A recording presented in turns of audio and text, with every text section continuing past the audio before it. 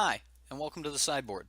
My name's Eric, and today is October 15th, 2017, and we have just crowned our youngest United States National Magic Champion ever. Congratulations to Oliver Tomiko. I'm sure I'm butchering the name, but congratulations to you on first place, our 2017 U.S. Magic National Champion. Also, congratulations to you and Jerry Thompson for making the second and third spot on our U.S. World Cup team alongside Reed Duke. We'll all look forward to rooting for you during the World Cup. Bring it home for us. Congratulations to everyone else that top aided, and we'll go ahead and get directly into the deck list here. So I've got the top 8 deck list pulled up here, and we'll go over Oliver's first, and then Jerry's, and then no particular order after that.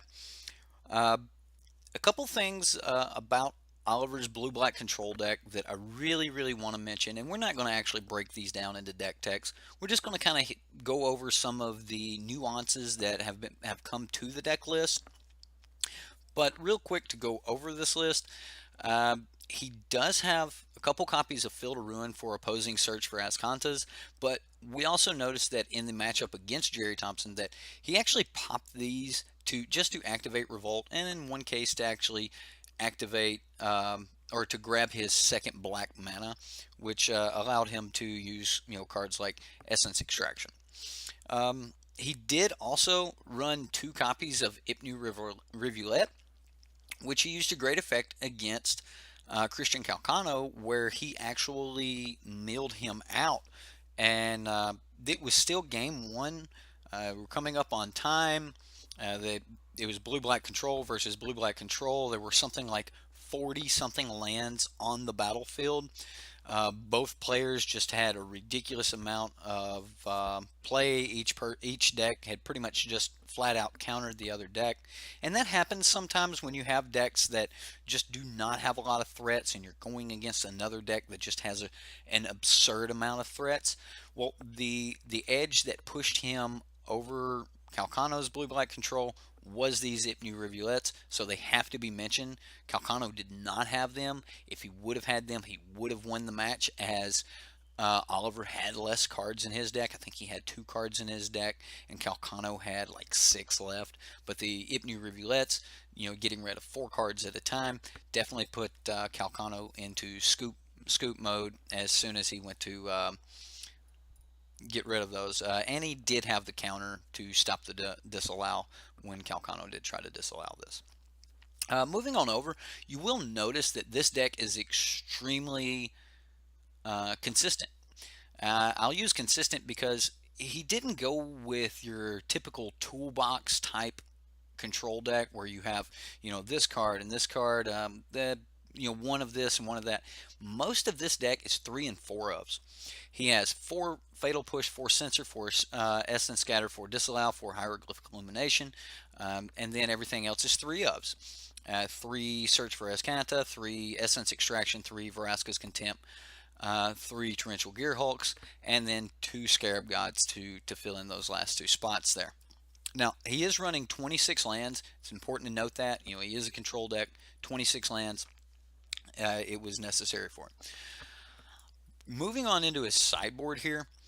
3 Duress, 2 Jace's Defeat, 1 Negate, 4 Gifted Aetherborn, an additional or the 4th copy of Essence Extraction, and then 4 Glint Sleeve Siphoners. These Glint Sleeve Siphoners were used to great extent in the matchup against the other control decks, especially against the blue-white approach deck. He used these to great extent against those, drawing the additional cards, chipping in for the little bit of extra damage. I mean, this is your more controlling deck, and it doesn't have a quick combo finisher like Approach of the Second Sun. So this deck did need to beat down. So getting in with those early points of damage were very clutch, but allowing him to draw those additional cards in the control mirror really put him over the edge. Oliver did absolutely phenomenal in his control matchups.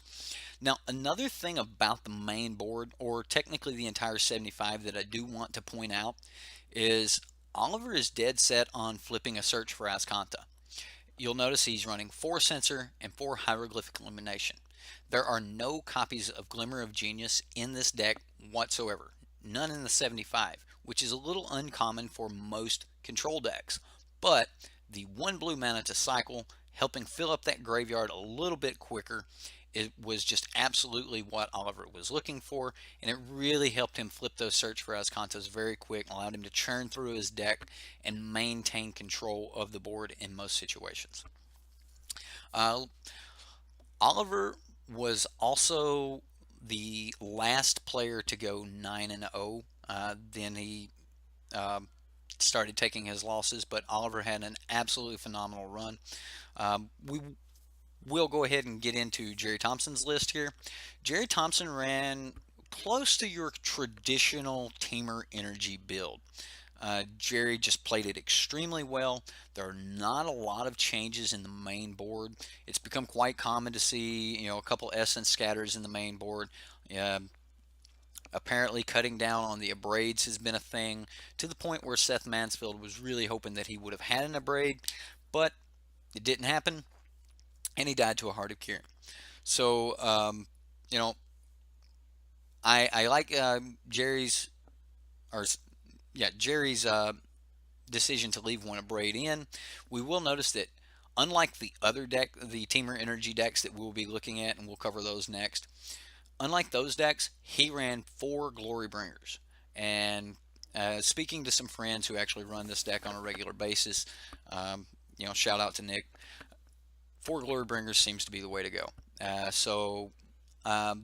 Jerry definitely knocked that one home with the 4 Glory Bringers, so can't argue with the fact there.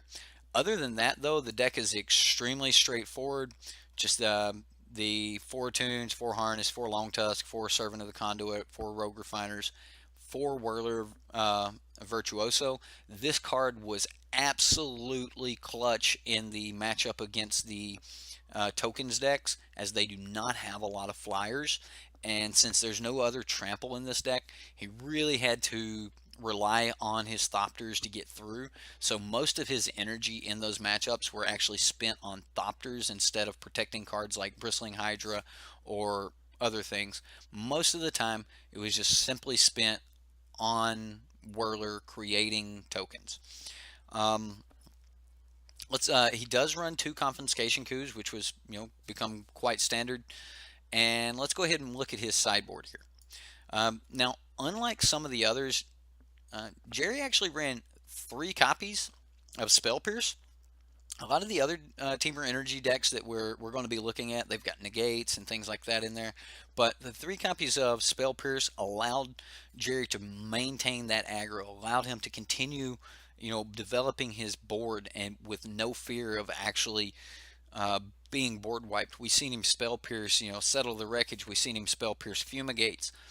And meanwhile, like turn 4, play a Rogue Refiner, add more to my board, leaving up 1 blue mana or a dual land, just trying to build the board, and then being able to counter a Fumigate on the next turn was just absolutely phenomenal. Did win Jerry some matches.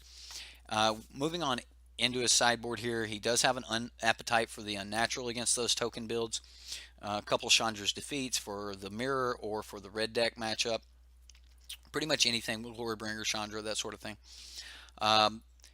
2 Lifecrafters Bestiary in Jerry's deck, or in his sideboard. Now, this was the major change that Jerry made to the deck that you will not see in the other Teamer Energy builds. And Jerry showed us just exactly how good this card was. Against the tokens build that just had massive amounts of blockers and things, this card alone allowed Jerry to start casting things like Glorybringer for 6, cantripping cards like Rogue Refiner, draw 2 cards, get 2 energy, Glorybringer, draw a card, destroy one of your creatures. It was just really, really clutch for Jerry. And it really kept his hand full, which allowed him to maintain pressure on the tokens deck, making them have to block on their turn where Revolt is not active. So, Lifecrafter's Bestiary, absolutely phenomenal sideboard action here, and can't say anything bad about it. I mean, he just showed us how good it was, not to mention the fact that you get a guaranteed scry in every upkeep after you play this card. That's pretty good. You will see that there are two copies of Vizier Many Faces, and a lot of the decks did run at least one copy of that. Maybe for the Carnage Tyrant, maybe for other hexproof things, but two copies of Vizier Many Faces. We did not see the card much, but it was there. Let's go ahead and move into one of the other Teamer Energy decks. Let's look at Seth Manfield's. Seth, his deck was slightly different. We'll notice that Seth didn't run two Essence Scatters. He ran one Essence Scatter and one Supreme Will main board. Now, Jerry did have Supreme Will in his sideboard, whereas, some of those Teamer decks are starting to put Supreme Will in their sideboard. However, like Jerry, he did run the four Whirlers for of pretty much everything else. However, he did not run four Glory Bringers. He chose to put in a Carnage Tyrant in its place. So, Carnage Tyrant, instead of the fourth Glory Bringer, we'll also notice that he has a couple main board Chandra Torch of Defiance. You'll also notice that he does not have a main board copy of a Braid. Now, maybe that was not such a good idea, considering in the quarterfinals he did lose to vehicles, but how many vehicles were actually at the tournament? So maybe not having a Braid did get him to the top 8, but most of these decks do continue to run at least one copy of a Braid in the main board. Let's go ahead and look at his sideboard and see what nuances he has. Now, Seth actually showed us quite a few new sideboard techs here, or pieces of sideboard technology. Like Jerry, he did run Spell Pierce. However, he stuck with a couple of negates. We'll see as a Braid here, the additional Magma Spray, and a few Chandra's Defeats. Now, only one Death Gorge Scavenger, but a lot of the Teamer decks do not actually run Death Gorge Scavenger. However, you'll see some do. So against, like, say, Scarab God, they kill the Scarab God, play this in the second main phase, eat the Scarab God, and he's gone forever. Now, unlike most of the decks that ran Appetite for the Unnatural, Seth decided to run Slice and Twain. Slice and Twain is just destroy target artifact or enchantment, draw a card. However, it does cost 4 mana, and 2 of that has to be green. Now, normally on 4, that is not a problem because, you're normally looking to cast green early, and the decks are kind of based green for that turn 1 attune. So, green's normally not that hard. However, we did see him lack the mana to cast this at one point, and it did hurt him. So, maybe because of the Slice and Twains, or why he cut down on the amount of Braids that he had main board.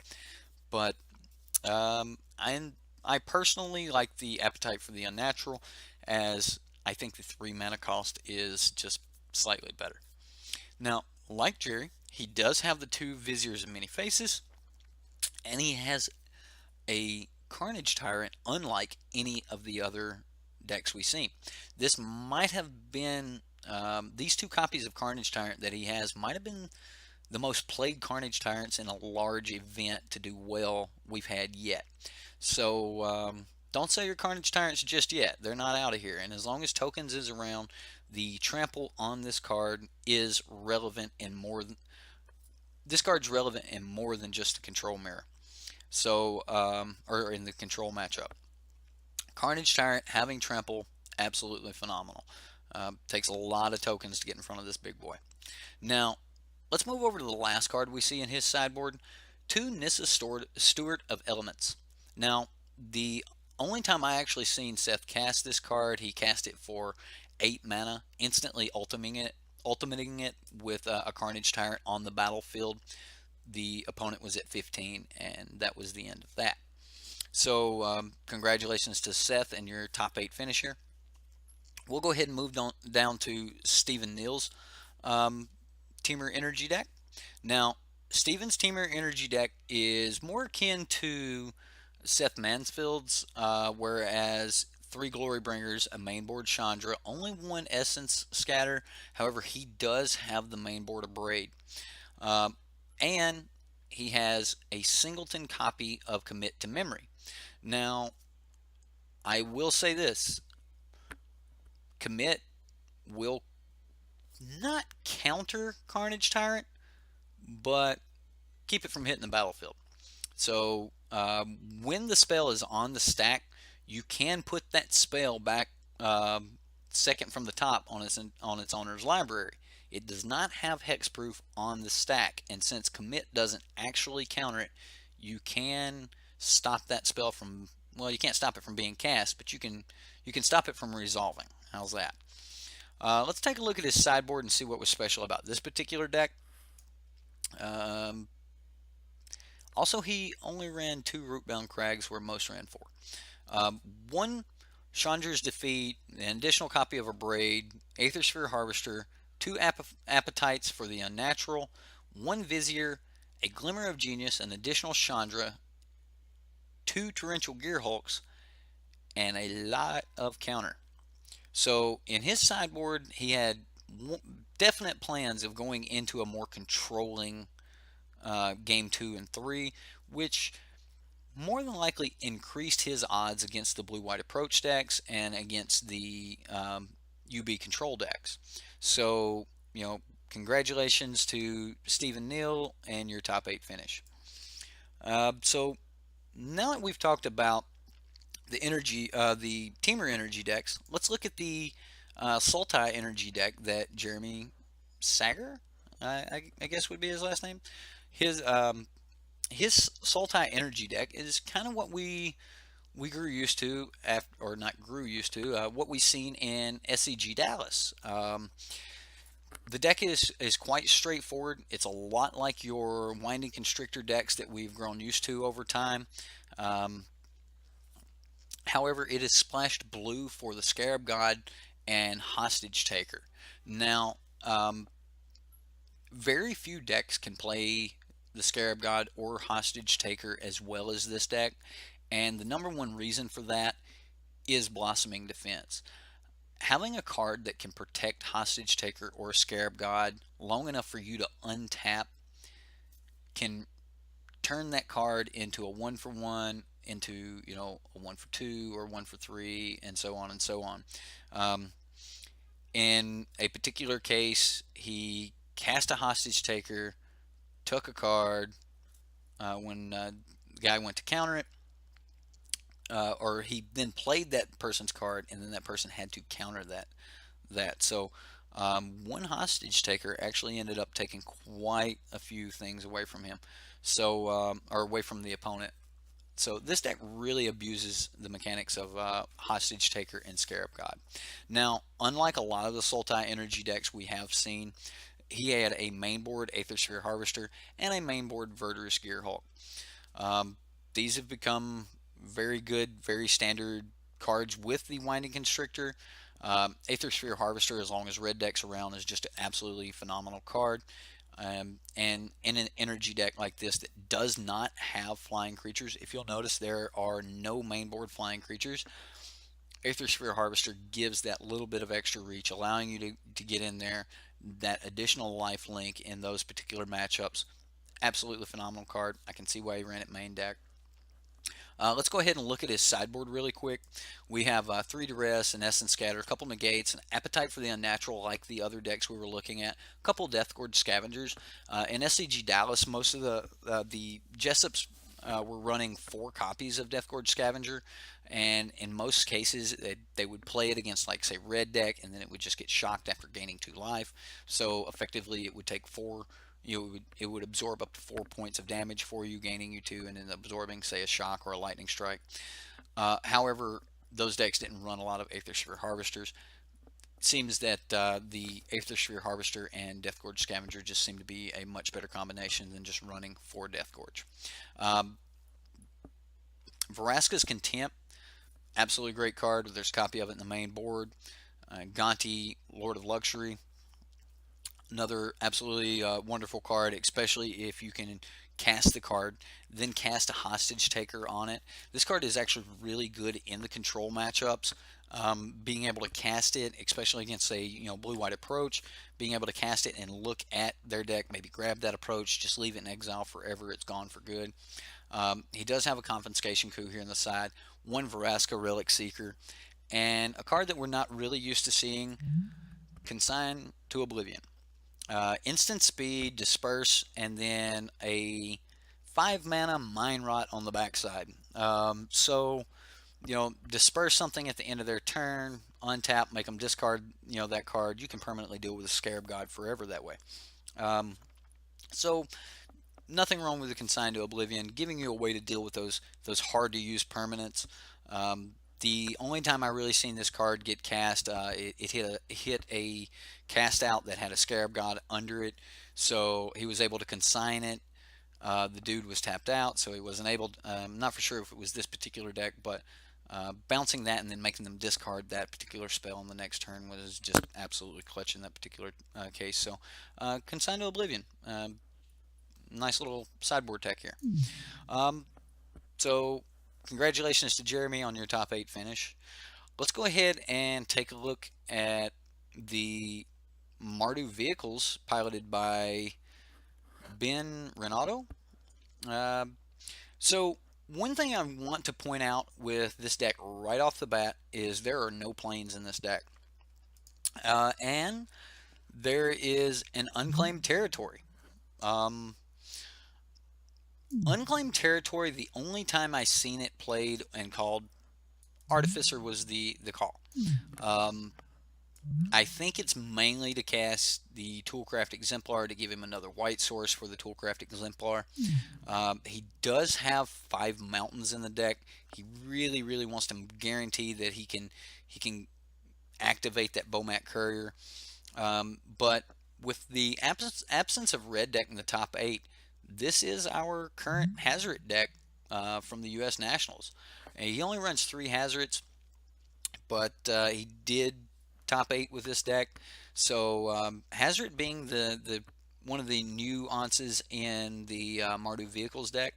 A lot of people had thought this deck had kind of fallen off. You'd see it in fringe play a little bit, but it was good to kind of see the deck show up in a top 8 here, reminding people to not remove their Abrades completely from their deck, as like red deck, when you forget about it is when it will show back up. Other than that, it's pretty much standard the standard dwarves, humans, artificers, vehicles build. Scrap Heap Scroungers, Hearts of Kieran, and pretty much everything you need to activate those. Let's look at the sideboard here. Now, in his sideboard, he's clearly got plans to go much larger. And since he only runs 23 mainboard lands, he has an additional cycle land that he can throw in over here to kind of increase those odds. Everything else is quite standard that you're used to seeing: Chandra's Defeat, Shock, Abrade, Aethersphere Harvester, Chandra, Glorybringer. The 2 real pieces of sideboard tech I would like to point out here are Harsh Mentor for the Teamer matchup. Teamer Energy has a lot of activated abilities. Now, one thing I do want to mention about Harsh Mentor: Exert is not an activated ability. You make a choice and then it triggers if you choose. So, not an activated ability. There's no colon on the "you may exert Glorybringer as it attacks." You just choose to do so or not. If you do, trigger. So, Glorybringer does not activate Harsh Mentor. Just want to point that out. Harsh Mentor, good clutch card. We seen it come down today, do a lot of work, really hold off, the frivolous activation of abilities. Even crewing requires you to take 2 damage from a Harsh Mentor. The other major sideboard card I would like to cover is Rampaging Ferocidon. Rampaging Ferocidon menace players can't gain life, and whenever a creature enters the battlefield. Now that's on either side of the battlefield. Rampaging Ferocidon deals 1 damage to that creature's controller. Now, the Ferocidons were absolutely terrific in the tokens matchups, and a lot of times you would see the Ferocidon down, and it was painful for them to even activate their revolt, knowing that they were going to trigger at the end of turn to gather an additional 1 or 2 creatures. At one point, we even seen him help his opponent activate revolt just to guarantee that he would activate those triggers, and at which point, um, not even the um, anointed priest could gain him life. So, rampaging Ferocidon and Harsh Mentor, welcome to the meta. I'm sure we'll be seeing lots more of you. Ben Renato, congratulations on your top 8 finish. Let's take a look at Drew Bates' Abzan tokens. So, Drew has brought his Abzan tokens list. We were kind of hoping to see one of the Esper tokens list make it into the top 8. Shout out to BBD for playing the Esper list. I was rooting for you, man. I was hoping you'd get there. Concealed Courtyard, pretty much everything you would expect out of black white tokens splashed with a single forest for Vraska. Now this is no problem for them because they are a revolt deck. They're constantly trying to activate revolt for Evolving Wilds, and 3 Renegade maps guarantee that they're not going to have any problem getting this forest, and with no way to mill themselves, no way to just throw things in the graveyard. There's no actual worry about not hitting the forest. Couple things I do want to point out about this deck. There are not a lot of kill spells in the deck. 4 Fatal Push, 4 Cast Out. The deck mainly worries about just resetting the board. I guess there's more kill in it than it looks.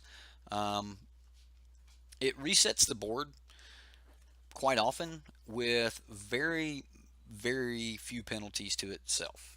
Most of the time that it does reset the board, actually all the time it resets the board, because this is a sorcery. If it has a hidden stockpile out, then you're going to get revolt. He's going to start rebuilding by the time he says pass turn. Treasure Map, absolutely terrific card. Once you see this thing flip with an anointed procession on the battlefield, you realize how broken that is. Vraska Relic Seeker, the entire reason for being in green. I would say out of the tokens build, this one was just built nice and consistent, being white black with just the splash for Vraska. Vraska herself being an absolutely phenomenal kill spell. She protects herself very well. It is very easy to play a Vraska, kill an important creature, or destroy an enchantment or artifact, and then still have Vraska live to start coming back up. Neg 3 plus 2, neg 3. Very, very easy to do with Vraska. Her plus 2 is just absolutely terrific. And not to mention, if you get to plus 2 her twice without her taking damage, when you untap, you can put your opponent's life total at 0. At 1, and normally you have at least one way in this deck of dealing 1 point of damage.